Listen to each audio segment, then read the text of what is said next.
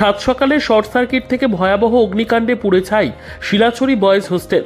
ঘটনার সংবাদে জানা যায়, সকাল 7টা নাগাদ শিলাছড়ি এলাকার মানুষেরা আগুনের লেলিহান শিখা দেখতে পায়। তৎক্ষণাৎ করবুক অগ্নি নির্বাপক দপ্তরের কর্মীদের খবর দেন, কিন্তু অগ্নি নির্বাপক দপ্তরের কর্মীরা করবুক থেকে শিলাছড়ি ঘটনাস্থলে পৌঁছতে অনেক সময় লেগে যায়। তাতে গোটা বয়েজ হোস্টেলটি পুড়ে ছাই হয়ে যায়।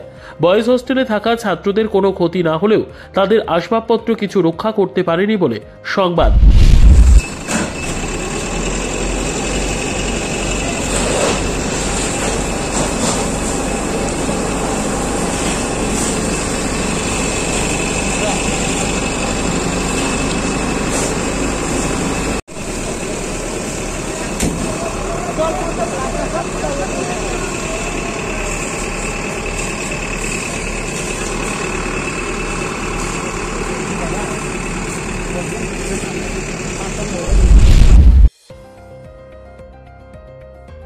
নিজস্ব প্রতিনিধির রিপোর্ট, দুরন্ত টিভি।